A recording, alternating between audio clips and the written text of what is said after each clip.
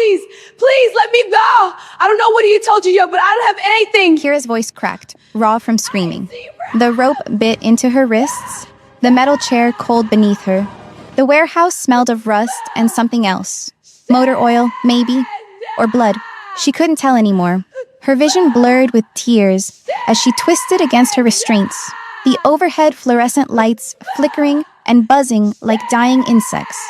Kira, please, just be quiet. Her Uncle Marcus stood a few feet away, his shirt soaked through with sweat despite the cold. His hands trembled as he wiped his face, unable to meet her eyes. The man who'd promised to take care of everything after her mother died. The man who'd sworn he'd help her get back on her feet. Uncle Marcus, what did you do? What the hell did you do? Before he could answer, the warehouse door opened. The temperature seemed to drop. 3 men entered first, moving with military precision, their faces blank. They positioned themselves around the perimeter, hands clasped in front of them, eyes scanning. Then he walked in. Kang Min-jun. Kira's breath caught.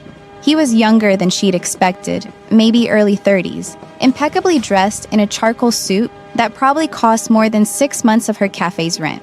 His face was beautiful in the way that sharp things are beautiful. Dangerous, precise, cold. He moved like a predator, unhurried, each step deliberate. He didn't look at her. Not yet. Mr. Kang, Marcus stammered, stepping forward with his hands raised in supplication. Thank you for coming. I know I'm late, I know, but I just need a little more. $500,000. Minjun's voice was quiet, almost conversational. He stopped in front of Marcus, studying him the way someone might study an insect. 3 months overdue, plus interest, that brings us to $650,000. I know the number. Business has been slow in Houston, but I have deals pending. You need time. Minjun's lips curved slightly, but it wasn't a smile. Everyone needs time. Time is the most expensive thing in the world, Marcus. More expensive than money. He finally turned to look at Kira. His eyes were dead. Completely, utterly dead. Like looking into a frozen lake. He circled her chair slowly, and Kira felt her skin crawl. She tried to shrink away, but there was nowhere to go. He studied her like she was merchandise. His gaze clinical, assessing. She's valuable, I promise, Marcus said desperately, his words tumbling over each other. She worked in New York before Chicago. She went to college. She's educated. She ran her own business. I don't care about her resume. Minjun stopped circling, standing directly in front of Kira now. He was close enough that she could smell his cologne, something expensive and clean. You owe me $500,000. Can she pay that? No, but then what use is she to me? Kira's heart hammered against her ribs. She forced herself to look up at him, to meet those dead eyes. I didn't do anything. I don't know what he owes you, but I'm not part of this. Minjun tilted his head slightly, the first sign of anything resembling interest crossing his face. You're his niece. That doesn't mean family debts are inherited. He said it like he was explaining basic math to a child. Your uncle made a transaction he couldn't honor. Someone has to pay. This is insane. Kira pulled against the ropes, her voice rising. You can't just... This is kidnapping. This is... Please, Kira, don't make this worse, Marcus pleaded. Minjun held up one hand, silencing them both. He checked his watch. A Patek Philippe, Kira noticed distantly, then looked back at Marcus. 1 week, he said. Bring me my money, or she dies. The words hung in the air like smoke. Marcus went white. 1 week! Mr. Kang, please, I need at least a month to... You've had 3 months. Minjun's voice didn't rise, didn't change, inflection at all. That somehow made it more terrifying. I'm being generous. 1 week, 7 days. After that, he glanced at Kira, then back to Marcus. Well, you understand consequences. He nodded to his men and turned toward the door. Wait, Kira screamed. Wait, you can't just... I have rights. I'm an American citizen, you can't... Minjun paused at the door. He didn't turn around. Take her to the car. No, please, Uncle Marcus. Marcus, don't let them... But Marcus just stood there, tears streaming down his face, as 2 of Minjun's men cut through her ropes and hauled her to her feet. She fought, kicking and screaming, but they moved her effortlessly, professionally. Like they'd done this 1,000 times before. The last thing she saw before they pulled a hood over her head was her uncle, standing alone in that empty warehouse, watching her disappear. The hood came off in an elevator. Kira blinked against the sudden brightness, disoriented, mirrored. Walls surrounded her, reflecting her terrified face back at her in infinite regress. One of the men, the one who seemed to be in charge, stood beside her, his hand firmly on her arm. The elevator was playing soft jazz. The absurdity of it made her want to laugh or cry or both.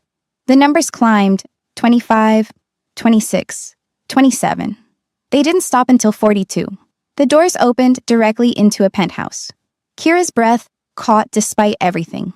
Floor-to-ceiling windows dominated the far wall, offering a panoramic view of Seoul spread out below like a galaxy of lights. The Han River wound through the city like a dark ribbon. The apartment itself was massive. All clean lines and expensive furniture, the kind of minimalist luxury that screamed old money. This way. The man guided her down a hallway, past closed doors, until they reached a bedroom. He opened it and gestured for her to enter. The room was beautiful. King-sized bed with crisp white linens, another wall of windows, an ensuite bathroom, visible through an open door. It looked like a 5-star hotel room. It looked like a cage. "Don't try to escape," the man said. His Korean accented English was precise, practiced. "The building has security. The elevator requires a code. Even if you made it to the street, we'd find you within an hour." "Who are you?" Kira's voice came out smaller than she wanted. "Tae-sung, Mr. Kang's associate." He studied her for a moment, and something that might have been sympathy flickered across his face. "The bathroom is stocked. There are clothes in the closet that should fit. Don't cause trouble. Don't make noise. Stay out of sight when Mr. Kang has guests." "I want to call someone. I have rights." "You're not a prisoner," Tae-sung said. "You're collateral. There's a difference." "What difference?" "Prisoners have lawyers." He moved toward the door. "Someone will bring you food. Try to rest." "Wait." But he was already closing the door. Kira heard the lock click. She stood there for a long moment, staring at the door, her mind refusing to process what was happening. This couldn't be real. Things like this didn't happen to people like her. She'd been living in Chicago, running her cafe, serving students their morning coffee and homemade biscuits. 2 weeks ago, her biggest problem was a broken espresso machine. Now she was in Seoul in a penthouse prison with 7 days to live. The absurdity of it finally broke through her shock, and she started laughing. Bitter, hysterical laughter that turned into sobs. She sank down onto the floor, her back against the door, and cried until she couldn't breathe. When the tears finally stopped, she looked up at the windows, at Seoul glittering below her like a promise or a threat. 7 days. Welcome to Seoul Afro Stories. What would you do if you knew you had just 7 days to live? Would you beg? Would you fight? Would you accept your fate? And here's the real question. Are some family members even worth saving? Drop a comment and let me know where you're watching from. Hit that subscribe button because Kira's 7 days are about to get very complicated. Now, let's get back to the story. That night, Minjun came to her room. Kira was sitting on the bed, still in the same clothes she'd been wearing when they took her. Jeans and a Northwestern sweatshirt, now wrinkled and dirty. She'd tried the door handle at least 20 times. She'd examined every inch of the windows, looking for a way to open them, but they were sealed shut. She was trapped. When she heard the lock click, she scrambled to her feet, her heart racing. The door opened, and Minjun stepped inside. He looked different than he had in the warehouse. He'd removed his suit jacket and tie, rolled up his shirt sleeves. The change made him look younger, almost human. Almost. They stared at each other for a long moment. "I need to call someone," Kira said, forcing her voice to stay steady. "A lawyer. My friends in Chicago need to know where I am." "No. You can't just—" 7 days, Minjun said, his voice flat. "Pray your uncle loves you more than he loves himself." Kira felt something cold settle in her chest. You're really going to kill me. If he doesn't pay, you're actually going to kill me. Minjun looked at her, and for just a moment, something flickered behind those dead eyes. Then it was gone. Your uncle knew the terms when he borrowed the money. He knew what would happen if he didn't pay. He made his choice. I'm not a choice. I'm a person. You're a consequence. He turned toward the door. You're a monster, Kira said quietly. Minjun stopped. He didn't turn around, didn't react at all.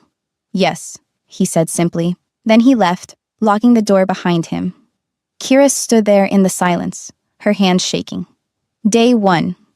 Kira didn't sleep that first night. She sat by the window, watching Seoul's lights blur and refocus through her tears, counting down hours like a death row prisoner. The city looked beautiful from up here, all glowing towers and neon rivers, the Han cutting through it like a dark scar. She dreamed of visiting Korea someday, maybe for a culinary tour, learning to make kimchi from grandmothers in Jeonju, eating her way through Gwangjang Market. Not like this. Never like this. When dawn finally broke over the city, painting the sky in shades of pink and gold, she was still sitting there. Her phone was gone. They'd taken it in the warehouse. Her passport, wallet, everything. She had nothing except the clothes on her back and 7 days to live. 6 days now. Around 8 in the morning, there was a soft knock on the door. Kira scrambled to her feet as it opened, revealing a woman in her 50s with kind eyes and graying hair pulled back in a neat bun. Good morning, the woman said in accented but clear English. I'm Mrs. Kim. I brought breakfast. She wheeled in a cart laden with food, rice, soup, banchan, scrambled eggs. The smell made Kira's stomach clench. She hadn't eaten since yesterday morning in Chicago, back when the world still made sense. I'm not hungry, Kira said. Mrs. Kim's eyes softened with sympathy. You should eat. Keep your strength. For what? So I can be healthy when they kill me? Mrs. Kim flinched. She set the tray of down on the small table by the window and turned to face Kira fully. I don't know what Mr. Kang's plans are. I just work here. But starving yourself won't help us anything. Kira laughed bitterly. Nothing will help. My uncle sold me to pay off his debts. I'm going to die in a country I've never even visited, and no one back home will ever know what happened to me. You're from Chicago? Mrs. Kim asked gently. The question surprised Kira. How did you... Your sweatshirt, Northwestern. Kira looked down at herself, at the faded purple sweatshirt she'd bought at a thrift store in Evanston. It felt like a relic from another life. I'm African. But yeah, Chicago. I had a cafe in Hyde Park, Kira's Corner. Her voice cracked.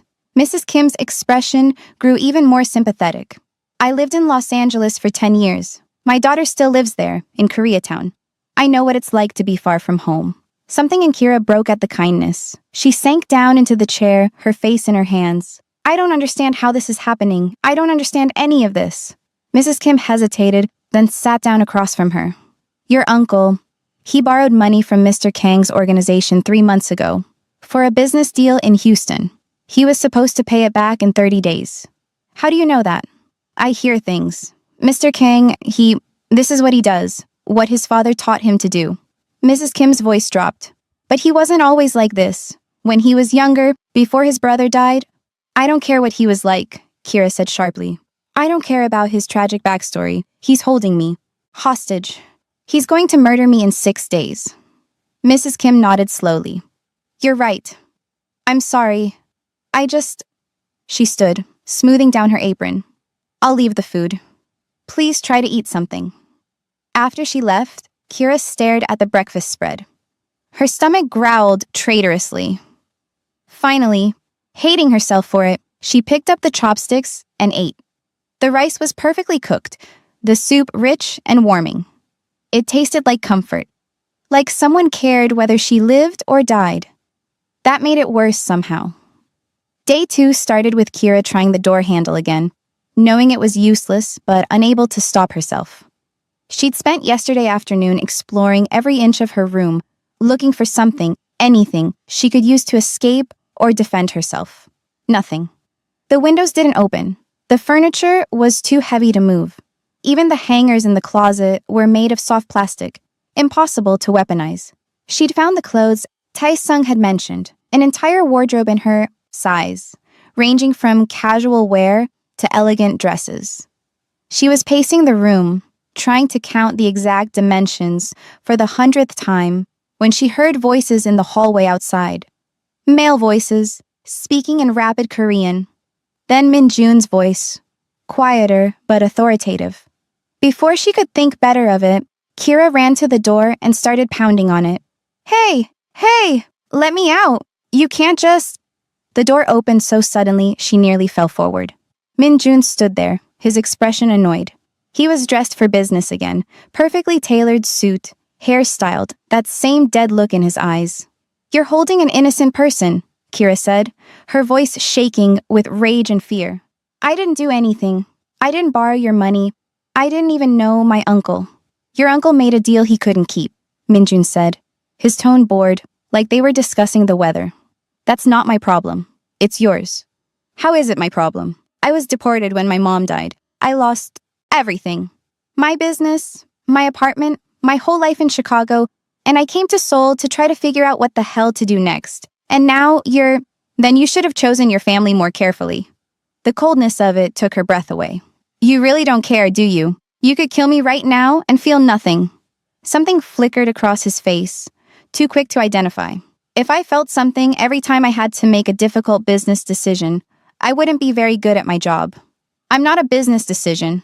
I'm a person. I have friends, a life, dreams. Had, Min-jun corrected. You had those things. Now you have 6 days. He started to close the door. Kira grabbed the edge of it, desperation making her bold. Please, just let me call someone. Let me at least tell people where I am, so when you kill me, they'll know. No. He pulled the door shut with finality. Kira heard the lock click and screamed, pounding on the door until her fists were bruised and her voice was raw. No one came. That afternoon, everything changed. Kira was lying on the bed, staring at the ceiling, when she heard a woman's voice in the penthouse. High and bright, speaking in a mix of Korean and English, laughing at something. Footsteps in the hallway, the click of expensive heels. She sat up, alert. I can't believe you forgot about the fitting. The woman was saying in English. Min-jun, we fly to LA next week. Next week. We need to finalize everything before... The voice got closer to Kira's door, then passed by. Kira crept to the door, pressing her ear against it. Santa Monica for the venue visit, and then we need to stop in Beverly Hills to see the house your father bought us. My mother is already planning the LA reception, and you know how she gets when... Hey, Min-jun's voice, patient but strained. I have things to handle today. More important than our wedding? The woman's voice turned playful. Come on, I brought you coffee from that place in Cheongdam you like. Their voices faded as they moved deeper into the penthouse. Kira stood there, her mind racing. Wedding? LA? She pressed her ear harder against the door, trying to hear more, but they were too far away now. An hour later, she heard the woman leave, her voice bright and cheerful as she said goodbye. Then silence. Kira waited, her heart pounding, wondering if this changed anything. If Min-jun was getting married, going to LA? What did that mean for her? The answer came at dinner. Mrs. Kim brought another meal, Korean-American fusion this time, Kira noticed. Fried chicken, mac and cheese, kimchi on the side, comfort food. Is he really getting married? Kira asked as Mrs. Kim set down the tray. Mrs. Kim paused. Yes, it's arranged. His father and her father made the match years ago. He doesn't love her? I don't think Mr. Kang loves anyone, Mrs. Kim said quietly. Then softer. Or maybe he forgot how. After Mrs. Kim left, Kira stared at the food. Fried chicken and mac and cheese. Her mother's recipe, the one they used to make every Sunday in their Chicago apartment. The one Kira had served at her cafe to homesick students. Something fierce and reckless rose up in her chest. If she was going to die in 6 days, she wasn't going to spend them cowering in this room. She ate. Then she waited for the penthouse to grow quiet. Around midnight, she tried the door handle, still locked. But she'd noticed that Mrs. Kim had a key, which meant the lock worked from both sides. Kira pulled a bobby pin from her hair. They'd missed it when they searched her, and got to work. It took 2 hours and 3 broken bobby pins, but finally, she heard the lock click. The door opened. Kira stepped out into the dark hallway, her heart hammering. She moved quietly, barefoot on the cold floor, following the ambient light toward what she assumed was the main living area. The penthouse was different at night, all shadows and silver moonlight through the windows. She crept through it like a ghost, past expensive art on the walls, past furniture that probably cost more than her entire cafe had been worth. She found the kitchen. It was massive, professional-grade appliances, a marble island in the center, and, more importantly, fully stocked. Kira didn't let herself think. She just started cooking. She found chicken in the fridge, already marinated. Good quality, expensive. She found a fryer, flour, spices. She found elbow pasta, cheese, butter, cream. She lost herself in the familiar motions, her mother's recipes that she could make in her sleep, the comfort food that had gotten her through her mother's death, her deportation, the worst moments of her life. She was so focused on cooking that she didn't hear him approach. Kira spun around, her heart leaping into her throat. Min-jun stood in the kitchen doorway, barefoot, wearing sweatpants and a t-shirt. Now, his hair was messy, like he'd been sleeping.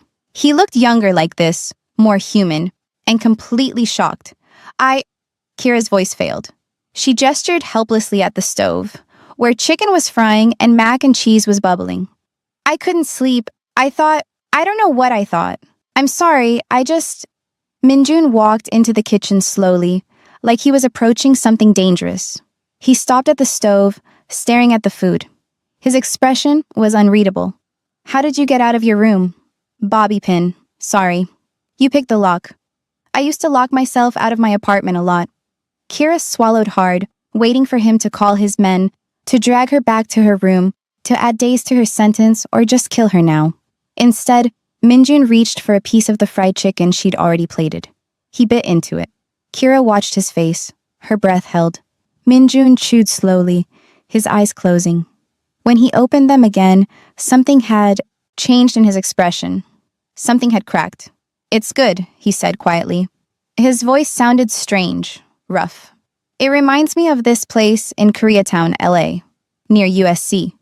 Kira blinked. You lived in the States? Long time ago. Min-jun set down the chicken, then picked up a fork and tried the mac and cheese. He was quiet for a long moment. Different life. What happened? But he was already walking away, leaving her alone in the kitchen with the question hanging in the air. Kira stood there, her hands shaking, chicken still frying behind her, and wondered what she'd just seen in his eyes. It had looked almost like grief.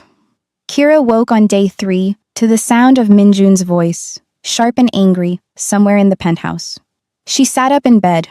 Her door had been locked again sometime during the night, though she didn't remember hearing anyone come in, and pressed her ear to the door. The shouting was in Korean, rapid fire and intense. She couldn't understand the words, but she understood the tone. Something had gone wrong. 20 minutes later, Tae-sung entered her room without knocking. His face was grim. Get dressed, he said. Mr. Kong wants to see you. Kira's stomach dropped. Why? Just get dressed. She pulled on jeans and a sweater from the closet with shaking hands, her mind racing through possibilities. Had they found Marcus? Had Marcus contacted them with the money? Or, the thought made her blood run cold, had they decided not to wait the full 7 days? Tae-sung led her through the penthouse to Min-jun's office, a sleek room with one glass wall overlooking Seoul. Min-jun stood at the window, his back to them, his hands clasped behind him. He was on the phone, speaking in clipped Korean. He hung up and turned around. The look in his eyes made Kira take an involuntary step back. Your uncle, Min-jun said quietly, has fled to Houston. He left Korea yesterday on a flight through Tokyo. We have people there, but... He paused. He's gone. Kira's legs went weak. What does that mean? It means he's chosen his own life over yours. Min-jun's voice was flat, emotionless. It means there's no money coming. It means you're going to kill me. Kira heard the words come out of her mouth, detached, like someone else was speaking. 4 days early. You're going to kill me now. Minjun stared at her. Something worked in his jaw. Why aren't you begging for your life? He asked. The question surprised her. Kira laughed, a bitter sound. Would it matter? You've already decided who you are, just like everyone else decided who I was when they deported me. She met his eyes. You're going to do what you're going to do. Nothing I say will change that. For a long moment, Minjun just looked at her. Then he said to Taesung, Leave us. Taesung hesitated. Sir, leave us. Taesung left, closing the door softly behind him. Kira and Minjun stood in the silence, soul spreading out behind him like a glittering promise of a life she'd never have.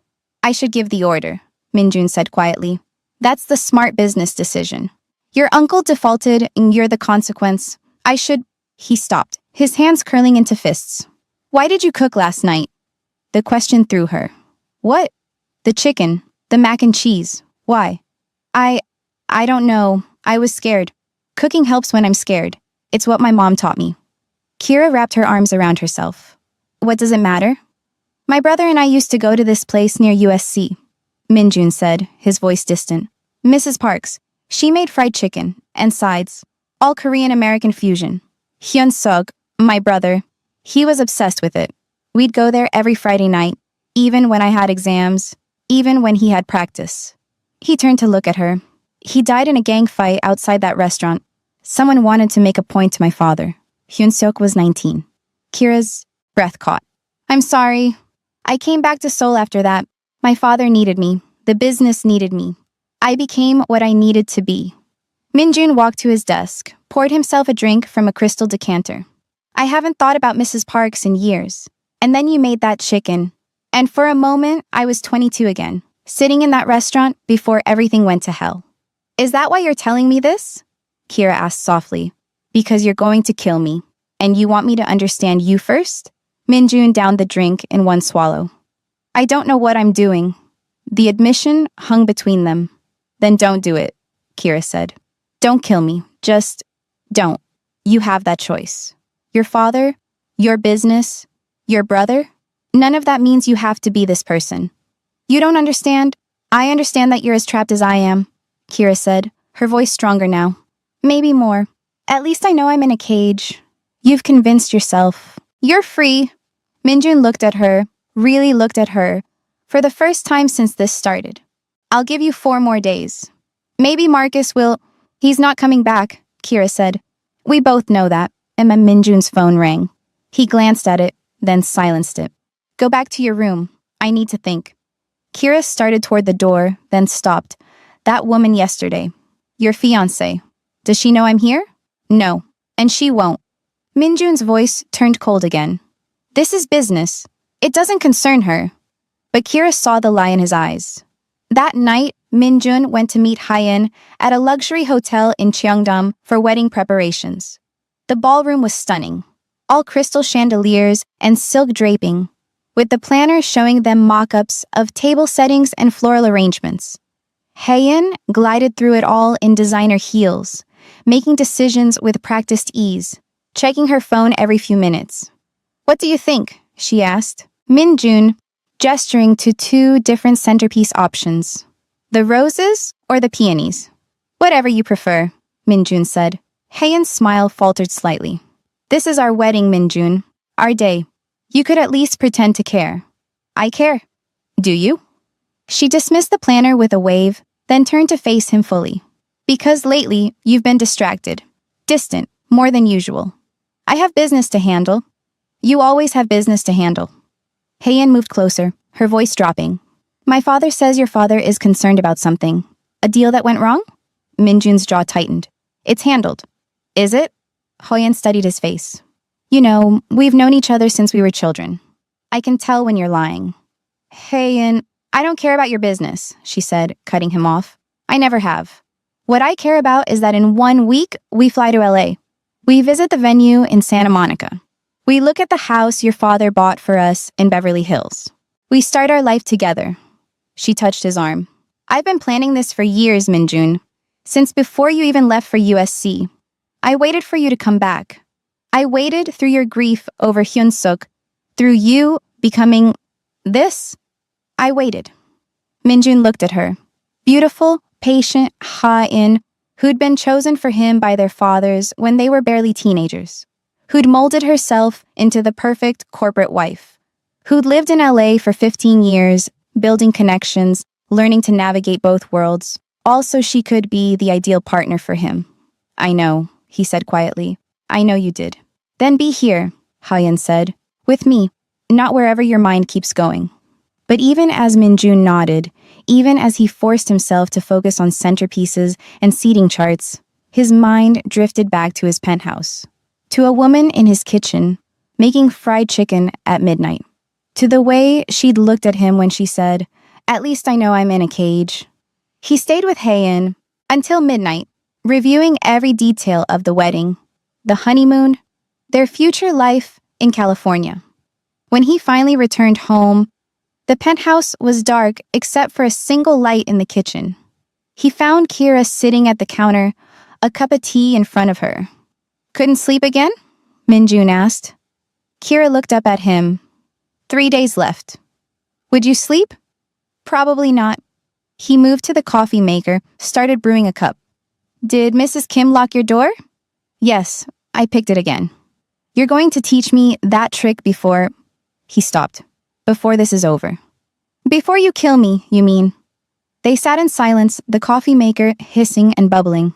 Tell me about your cafe, Minjun said suddenly. In Chicago. Kira blinked. Why? Because I want to know. So she told him. About Kira's Corner, her little storefront in Hyde Park, with mismatched furniture and walls covered in student art. About her mother's recipes that she'd adapted, the community she'd built. It was mine, she said softly. The first thing that was really mine. And then my mom died, and suddenly my visa was dependent on hers. And immigration said I had 30 days to leave. 30 days to pack up my entire life. Her voice cracked. Marcus said he'd help. He said I could come to Seoul, figure things out, maybe even open a cafe here. I trusted him. He's a coward, Minjun said. He's my family. Or he was. Kira laughed bitterly. Guess that doesn't mean much. No, Minjun agreed.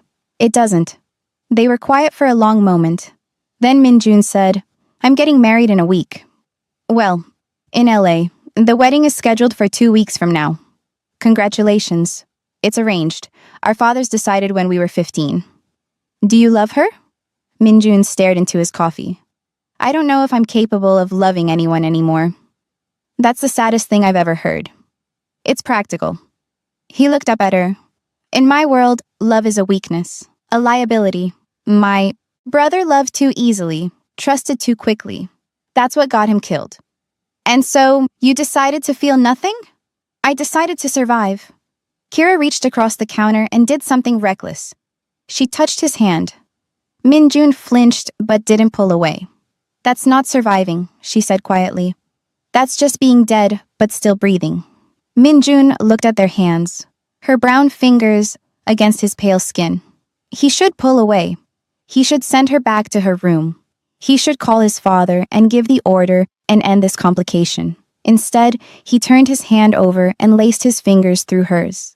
They sat like that until dawn broke over Seoul, neither of them speaking, both of them knowing that in 3 days, one of them would have to let go. Day 4 arrived with a summons from Minjun's father. Kira was eating breakfast when Tae-sung appeared in her doorway, his expression more serious than usual. Mr. Kang's father wants to see you, he said. Every instant Kira had screamed danger. Why? I don't know, but you don't refuse Kang Dae-jung. 30 minutes later, Kira was being escorted into a sleek office building in Gangnam. The elevator climbed to the top floor, opened into a reception area that looked like it cost more than most people's homes. Everything was black marble and chrome, cold and imposing. Tae-sung led her to a massive office overlooking the city. Kang Dae-jung sat behind a desk that looked like it had been carved from a single piece of obsidian. He was in his 60s, distinguished, with sharp eyes that missed nothing. When Kira entered, he was on the phone, speaking rapid Korean. He gestured for her to sit. Kira sat, her hands clasped in her lap to hide their shaking. Dae-jung finished his call and set down his phone. Then he looked at Kira, really looked at her, in a way that made her feel like an insect under a microscope. "So," he said in English, his accent thick but his words clear. "You are Marcus, Colin's niece, the collateral." "I'm a person," Kira said, forcing herself to meet his eyes. "Not collateral." Dae-jung's eyebrows rose. "Ah, she has spine." He leaned back in his chair. "Your uncle was a fool. He borrowed money he could never repay, made promises he could never keep. And now he has fled like a coward, leaving you to pay his debts." "I don't owe you anything. Your blood owes me." Dae-jung stood, walked around his desk. "Do you know how this business works, girl? Reputation is everything. If word gets out that someone can steal from me, can default on their debts without consequence, then I am weak. And weak men do not survive in this world. So you're going to murder me to prove a point. I'm going to do what needs to be done to maintain order." He stopped in front of her, looking down. "Although you are beautiful, strong, an African girl with spine, that is rare. Perhaps there is another use for you." The implication made Kira's skin crawl. "No." Dae-jung smiled, a cold thing. "You think you have a choice?" The office door opened. Min-jun strode in, his face a thundercloud. "Father," he said tightly, "why is she here?" "I wanted to see what my son has been protecting," Dae-jung said, his eyes still on Kira. "She is more interesting than I expected. She's my business, not yours." "Your business?" Dae-jung turned to face his son. "Min-jun, you were supposed to handle this days ago. Marcus is gone. The money is gone. And yet this girl still breathes. Why? I gave him a week. That week is nearly up, and you have nothing to show for it. Nothing except a pretty distraction." Dae-jung's voice turned sharp. "You're getting soft, just like Hyun-suk." Min-jun's expression went ice cold. "Don't. Your brother was weak. He cared too much, felt too much. And where did that get him? A bullet outside a restaurant in LA. Dae-jung moved closer to his son. "You came back stronger, harder. You became what this family needed. Don't throw that away now for some girl." "I said she's my business." "Then finish it." Dae-jung picked up his phone. "I have a meeting in 30 minutes. By the time I return, I want confirmation that the Marcus Collins situation has been resolved, permanently." The command hung in the air. Min-jun's jaw worked. "Yes, father." "Good, take her back. Do what needs to be done." Dae-jung looked at Kira one last time. "You should have chosen your family more carefully, girl." As Tae-sung led Kira out, she heard Dae-jung make a phone call in Korean. She couldn't understand the words, but the tone made her blood run cold. Back at the penthouse, Min-jun disappeared into his office. Kira was taken back to her room, locked back inside. 3 days left. She thought about Marcus, wherever he was. Probably Houston, probably sleeping soundly, congratulating himself on escaping. Did he feel guilty? Did he think about her at all? She thought about dying. Day 5 began with Haein. Kira was in the kitchen, making coffee when she heard the front door open, heels clicking on the marble floor. She froze, her heart hammering. "Min-jun!" Haein's voice called out. "Are you home? I brought the wedding magazines She appeared in the kitchen doorway and stopped dead. Kira and Haein stared at each other. Haein was even more beautiful up close. Perfect makeup, designer dress, every hair in place. She looked like she belonged in this penthouse, in this world. Kira, in her borrowed jeans and Northwestern sweatshirt, felt like an intruder. "Who are you?" Haein asked in English, her voice sharp. Kira's mind raced. You're not the housekeeper. Mrs. Kim is the housekeeper." Haein moved into the kitchen, her eyes narrowing. "And you were here the other day when I came by. Min-jun said you were business." "I am. Business." "What kind of business?" Before Kira could answer, Min-jun appeared. "Haein, I didn't know you were coming. I texted you." Haein's eyes didn't leave Kira. "Who is she, Min-jun?" "Her name is Kira. She's someone who doesn't want to be here." Kira said, meeting Hyeon's eyes. The lie detector in Hyeon's gaze was relentless. Hyeon looked between them, and Kira saw the moment understanding dawned. The way Hyeon's expression shifted from suspicion to something harder, colder. Get out, Hyeon said to Kira. Hyeon, Minjun started. I said get out, you black girl. Hyeon's voice cracked just a little. Go to your room or wherever you're staying and leave us alone. Kira fled. In the hallway, she pressed herself against the wall, breathing hard, listening. How long? Hyeon demanded. It's not what you think. How long has she been here, Minjun? A pause. 5 days. 5 days. Haeun's laugh was bitter. 5 days of you being distracted, distant, lying to me? Is she the reason you've been distant? Some African girl you're keeping here? She's collateral for a debt. Nothing. More. Don't lie to me. I can see it in your face. I've known you since we were children. Do you really think I can't tell? Kira heard something break. Maybe a vase, maybe a glass. Handle your loose ends before the wedding, Hyeon said, her voice tight with controlled fury. We fly to LA in 3 days, Minjun. 3 days. And I won't have distractions. I won't have whatever this is following us to California. I'll handle it. See that you do. Heels clicked toward the exit. I'll be at my parents' house. Call me when she's disappeared off the surface of Earth. The door slammed. Silence fell over the penthouse. Kira waited, barely breathing. After a long moment, she heard Minjun's office door close. She went back to the kitchen, saw the broken vase on the floor, flowers and water spreading across the marble. She found a towel and started cleaning it up, her hands shaking. Mrs. Kim found her there. Let me do that, the older woman said gently. I can help. You should rest. Mrs. Kim took the towel from her. Ms. Yoon, she's been waiting for Mr. Kang for a long time, since they were young. I'm not trying to... Kira stopped. It doesn't matter. I'll be dead in 3 days anyway. Mrs. Kim's face crumpled. Don't say that. Why not? It's true.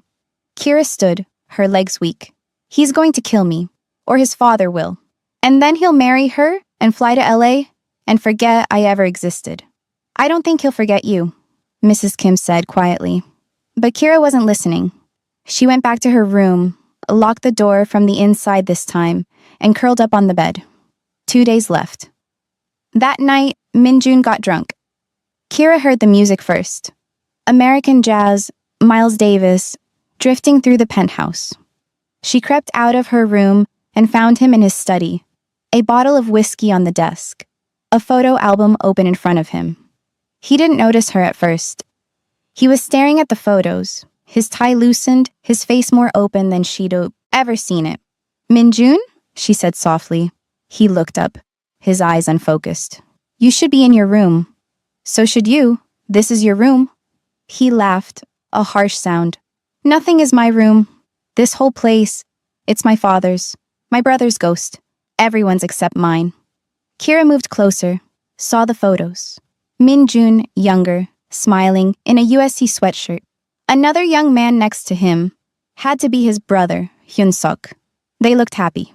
LA, Minjun said, following her gaze, before everything went to hell. You looked happy. I was, for a little while. He poured himself another drink, downed it. I was studying business. Hyun-suk was in high school back in Seoul, but would visit during summers. We'd eat at Mrs. Park's, go to the beach, pretend we were normal people. His voice cracked. Then he died, and I came back, and I became this. Kira sat down across from him. You don't owe anyone your soul. I don't have a soul anymore. Minjun closed the album roughly. I killed it, piece by piece. Every decision I made, every line I crossed. I don't want to marry her, Kira. I don't want to go back to LA like this. I don't want any of this. Then don't. You don't understand. He stood abruptly, swaying slightly. Men like me don't get choices. I have a week until my wedding. 3 days until I fly to LA, with Haein, to look at houses and venues and pretend I'm excited about a life that feels like a fucking noose. Then don't go. And what? Run away? Disappear? My father would hunt me down. Haein's family would destroy us. Everyone I've ever done business with would see me as weak. Minjun laughed bitterly. We're both prisoners, Kira. At least you know your cage. I've been lying to myself for years that I was free. Kira stood, moved around the desk. What if we both left? What if we just disappeared? They'd find us. Maybe, but we'd be free for a little while. Minjun looked at her, really looked at her, and something shifted in his expression. Before Kira could process it, he was kissing her. Desperate, hungry, like a drowning man finding air. Kira should push him away. Should remember that he was going to kill her in 2 days. Should remember Hayan, his father, all the reasons this was insane. Instead, she kissed him back. They made love in his study, then his bedroom. Fierce and desperate and inevitable. Every touch felt stolen, borrowed from a future they'd never have. When it was over, they lay tangled together, dawn breaking over Seoul through the windows. I can't save you, Minjun whispered against her hair. My father will know. He has eyes everywhere. If I try to let you go, he'll... I know. Then give me one more day. His arms tightened around her. Let me have one more day of feeling alive before it's over. Kira traced the scar on his shoulder. A wicked thing, raised and jagged. How'd you get this? A fight in Koreatown, the night my brother died. Minjun's voice was hollow. Someone came for Hyun-suk. I tried to stop them. Got this instead. Didn't matter. They shot him anyway. I'm sorry. Don't be. I'm not worth your sympathy. Kira shifted so she could look at his face. What if you are? What if you're worth saving? I'm not. Then neither am I. They lay there as the sun rose over Seoul, knowing that in 2 days, everything would end. One way or another. Kira woke in Minjun's bed, alone. For a moment, she forgot where she was, forgot everything. Then reality crashed back. 2 days left, maybe less if Daejung decided to speed things up. She sat up, saw a note on the pillow. Had to meet my father. Don't leave the penthouse. The penthouse felt different in daylight, exposed. Although guards were everywhere, watching. Kira wandered through it, touching expensive things, looking at the life Minjun had built, or had built for him. Family photos on a shelf showed a younger Daejung, a beautiful woman who must be Minjun's mother, Minjun, and Hyun-suk as children. They looked happy, before everything. She was making coffee when her door buzzer rang. Not the main entrance. Her room had a separate entrance to the service hallway. Mrs. Kim, probably. Instead, when Kira opened it, Hayan stood there. Kira's breath caught. How did you? I have the code to Minjun's penthouse. I've had it for years. Hayan walked in without invitation, looking around. So this is where he's been keeping you. I should call... Minjun is with his father. They'll be gone for hours. Hayan turned to face her. I hired someone, a private investigator, from my network in LA. Do you know what they found? Kira's mouth went dry. Your uncle borrowed $500,000 3 months ago. He was supposed to pay it back in 30 days. He didn't. So Kang Dae-jung took you as collateral. Hayan's voice was clinical, detached. You've been here for 6 days. Tomorrow is your deadline. I know. Do you know what else I found? Out? Hayan moved closer. Minjun was supposed to kill you days ago. His father gave the order, but he didn't. Instead, he's been... What? Playing house with you? Pretending you're not about to die? It's not like that. Don't. Hayan's voice cracked. Don't lie to me. I saw how he looked at you. I saw how you looked at him. I've been in love with Minjun since I was 15 years old. Since before he left for USC. Before his brother died. Before he became this person. I waited for him. I came back from LA, gave up my life there, molded myself into exactly what he needed. And you... She stopped, breathing hard. You've been here 6 days, and you've made him feel something. Something I couldn't make him feel in 15 years. Kira felt tears burn her eyes. I don't want to hurt you. I don't want any of this. But you have him. You have his attention, his protection, his... Hayan couldn't finish. If my father finds out what's really happening here, if Daejung realizes, Minjun has feelings for you. We all pay. My family's reputation, the wedding, everything we've built toward. Then what do you want from me? Hayan's face hardened. I want you gone. I want this finished. We fly to LA in 2 days. Our wedding is in 9 days. I won't let you destroy that. You think I have a choice? I think you're a liability. Hyein pulled out her phone. One call to Daejung and you're dead within the hour. Or, she paused. Or you convince Minjun to do what he should have done days ago. You convince him to end this cleanly. He can't let me go. His father? Then you know what the alternative is. Kira stared at her, seeing past the perfect makeup to the desperation underneath. You really love him. I've waited for him for years, Hyein whispered. I've waited through his grief, his transformation into someone I barely recognize. I came back from LA for him. I've done everything right. And still, her voice broke. Still, it's not enough. Love shouldn't require you to make yourself smaller. What would you know about it? Hyeon's anger flared again. You're a deportee with nothing. I'm offering Minjun everything. Connections, respectability, a life in LA, away from his father's shadow. What are you offering? A death sentence? The words hit like a slap. You're right, Kira said quietly. I have nothing to offer him except destruction. But you're offering him a cage he doesn't want. At least my cage is gilded. Hyeon left without another word, leaving Kira standing in the bedroom, shaking. That afternoon, Minjun returned. His face was drawn, exhausted. Without speaking, he took Kira's hand and led her out of the penthouse. Where are we going? Kira asked as they got into his car. Somewhere my father can't find us. Somewhere we can pretend, for a few hours, that we're normal. He drove to Seongbuk-dong, to a hidden garden tucked behind traditional Hanok houses. The garden was empty, peaceful. Cherry blossoms drifting on the wind, even though it was late in the season. They walked in silence, hand in hand, while Seoul buzzed beyond the walls. I used to come here when Hyun-suk died, Minjun said, before my father pulled me deeper into the business. I'd sit by this pond and try to remember who I was before. A street vendor was selling tteokbokki nearby. Minjun bought some, and they ate it sitting on the grass like children, letting the spice burn their mouths. Kira laughed when he couldn't handle the heat, and for a moment, he looked young, free. Teach me something, Minjun said suddenly. From Chicago, from your life. So Kira taught him African stepping, the dance her mother used to do at family gatherings, the smooth gliding steps and turns. Minjun was terrible at it, too stiff, too controlled. But he tried, and when he spun her under his arm, he was laughing. You look happy, Kira said, breathless. Free. The sun was setting over Seoul, painting the sky in shades of fire. We should go back, Minjun said quietly. My father wants proof of death by midnight. The words hung between them like a guillotine.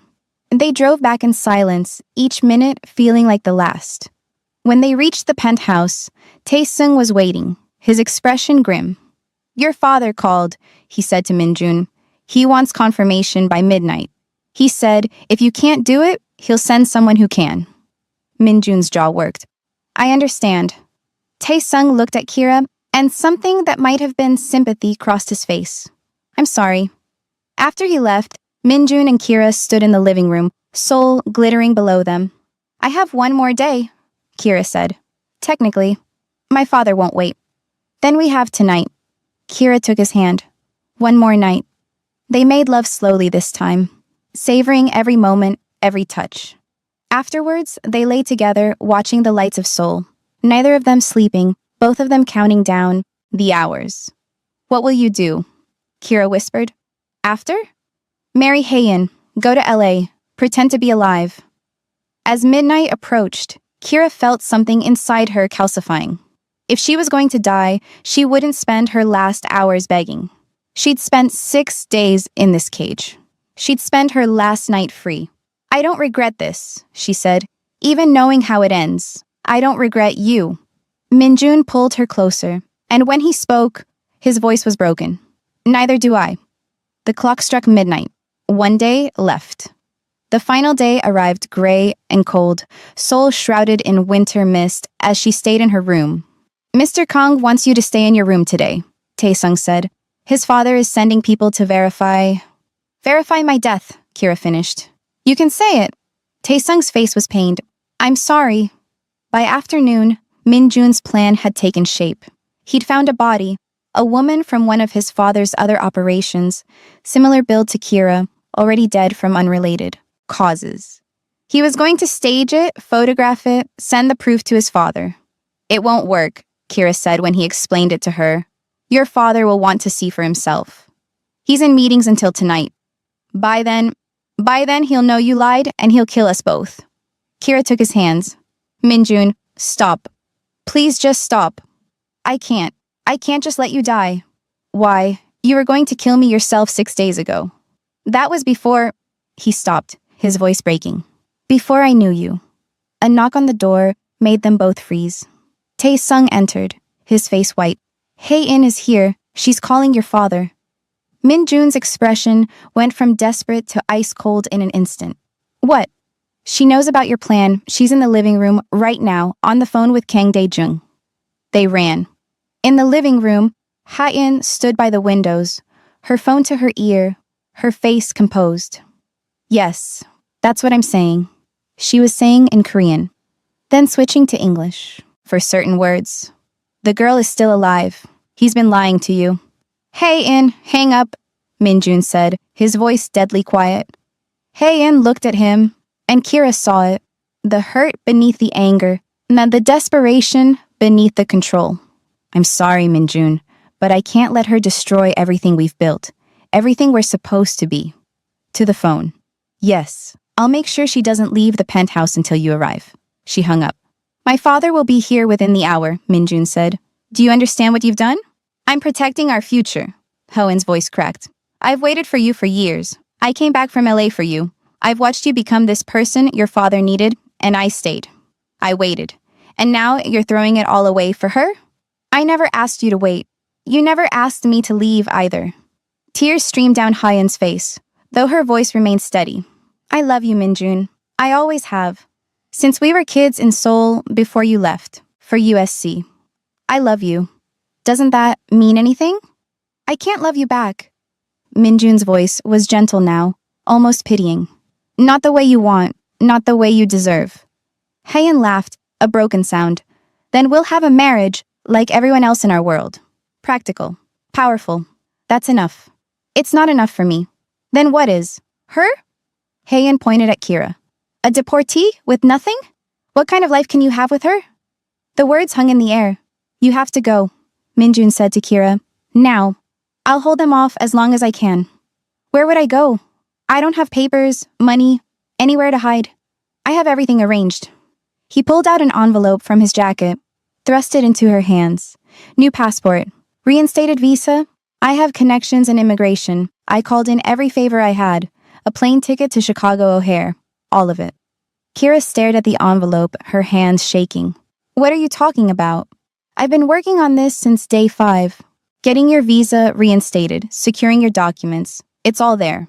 You can go back to the States, go back to Chicago, open your cafe again. Be safe. Come with me. The words burst out of Kira. We can both disappear. Start over in Chicago, LA, anywhere. I can't. Min-jun touched her face, his hand gentle. Min-jun kissed Kira one last time, fierce and desperate and final. Then he pulled away.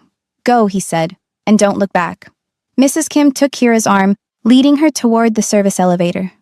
Kira looked back once, saw Min-jun standing in his penthouse, silhouetted against the Seoul skyline, already looking like a ghost. Then the elevator doors closed. Mrs. Kim drove Kira to her sister's apartment in a neighborhood Kira didn't know, speaking in hushed Korean on the phone the whole way. When they arrived, she hustled Kira inside, locked the door, closed all the curtains. You'll be safe here for a few hours, Mrs. Kim said, but Mr. Kang's father has people everywhere. You need to get to the airport quickly. Kira clutched the envelope Min-jun had given her, her mind still reeling. What will happen to him? I don't know, but he made his choice. Now you need to make yours. Mrs. Kim left her with food, water, and a burner phone with one number programmed in, Tae-sung's. The burner phone rang. Tae-sung, you need to leave now, he said, without preamble. Kang Dae-jung is at the penthouse. He's furious. Mr. Kang told him you escaped, that he tried to stop you but you got away. But his father doesn't believe him. What's happening? Just get to the airport. I'll text you when it's safe to board. The line went dead. Mrs. Kim's sister, a woman Kira had never met, drove her to Incheon International Airport, barely speaking. Kira sat in the back seat, watching Seoul blur past, this city that had been her prison, and somehow, impossibly, the place where she'd felt most alive. The airport was chaos. Thousands of people arriving and departing. Announcements in Korean, English, Chinese. Kira moved through it in a daze, her new passport clutched in her hand. She made it through security without incident. The immigration officer barely glanced at her documents before stamping them and waving her through. Gate 42, Flight 285 to Chicago. Kira walked toward it like she was walking underwater. At the penthouse, Minjun faced his father. Kang Dae-jung stood in the living room, 3 of his men flanking him, his face carved from stone. "She escaped," he said flatly. "The collateral you were supposed to kill 6 days ago. The girl you've been protecting. She's gone. I tried to stop her. Don't lie to me." Dae-jung moved closer. "Ha-in told me everything. How you've been keeping her here, protecting her, lying to me about her death. Do you understand what you've done? The message this sends? I understand. You understand nothing." Dae-jung's voice cracked like a whip. "Your brother died for this business. Your mother suffered for it. And you throw it all away for some black African girl? She's not just..." Dae-jung hit him. Minjun's head snapped to the side, blood blooming at the corner of his mouth. "You're weak," Dae-jung said, "just like Hyun-suk. He died because he cared too much, felt too much. And now you're making the same mistake." Minjun straightened, wiping blood from his mouth. Maybe Hyun-suk had the right idea. His father's eyes went cold. "What did you say?" "He died because he was human, because he cared about people more than profit. Maybe that's not weakness. Maybe that's the only thing that matters." "Then you're no son of mine." The word should have hurt. Instead, Minjun felt something like relief. "Fine," he said. "I'm not your son. I'm done." Dae-jung laughed, a terrible sound. "Done? You think you can just walk away? Everything you have, everything you are, I gave you. Then take it back." Minjun pulled off his watch, the Patek Philippe his father had given him when he came back from LA. He set it on the table. "I don't want it anymore. You're being foolish. You have a wedding in 9 days. A life waiting in LA. Ha-in deserves someone who can love her. That's not me." "Love." Dae-jung said it like a curse. "Love is what got your brother killed. Love is weakness in our world." "Then I'd rather be weak." For a long moment, father and son stared at each other. Then Dae-jung nodded to his men. "Find the girl," he ordered. "I don't care if she's on a plane, in a car, hiding in a hole. Find her. And when you do, kill her. Make it hurt. Make it a message to everyone who thinks they can steal from me and live." He turned back to Minjun. "As for you, you have a choice. Marry Ha-in, go to LA, become the son I raised you to be, or lose everything and watch the girl die anyway. She's already gone." "We have people at the airport. We have people everywhere." Dae-jung checked his watch. "Her flight doesn't leave for 3 hours. Plenty of time." Minjun's blood ran cold. At the airport, Kira reached the gate. Flight 285 to Chicago O'Hare, now boarding at gate 42. The announcement echoed through the terminal. Kira looked at her boarding pass, her new passport, her ticket to freedom. All around her, people were boarding. Businessmen with carry-ons, families with excited children, students going home, normal people living normal lives. She could be one of them. She could board this plane, fly back to Chicago, start over. She took a step toward the gate agent. At the Shilla Hotel, the wedding venue was a vision of white and gold. Hundreds of guests filled the grand ballroom. Korean chaebol families in the front rows, American business associates from LA and New York scattered throughout. Flower arrangements that probably cost more than a car decorated every surface. A string quartet played Pachelbel's canon. Minjun stood at the altar in his tuxedo, his face a perfect mask. His father sat in the front row, watching him like a hawk. Haeun's parents sat across the aisle, beaming. Everyone who mattered in their world was here to witness this merger of families, this consolidation of power. The wedding march began. The doors at the back of the ballroom opened. Ha-in appeared in a stunning Vera Wang gown, custom-made, flown in from New York. She looked perfect, every hair in place, her makeup flawless, her smile radiant, the culmination of 15 years of waiting. She began her walk down the aisle. Min-jun watched her approach, and all he could think was, "This is forever. This is the rest of my life." His phone vibrated in his pocket, a violation of wedding protocol, but he'd kept it on. He didn't look at it. Hae-in was halfway down the aisle now. The guests were smiling, murmuring about how beautiful she looked, how perfect they were together. The phone vibrated again. Min-jun's jaw clenched. His father leaned over slightly, whispered, "Don't embarrass me." In a black car outside Incheon International Airport, Kang Dae-jung's men watched the departures board. "Flight 285 to Chicago," one of them said into his radio. "Passengers still boarding. No sign of the target yet." In the terminal at Gate 42, the final boarding call echoed. "This is the final boarding call for Korean Air Flight 285 to Chicago O'Hare. All remaining passengers, please board immediately." Kira stood at the entrance to the jet bridge, her passport in one hand, her boarding pass in the other. The gate agent was giving her an impatient look. So, did Kira board that plane? Or did she turn back? Did Min-jun go through with the wedding? Or did he finally choose freedom?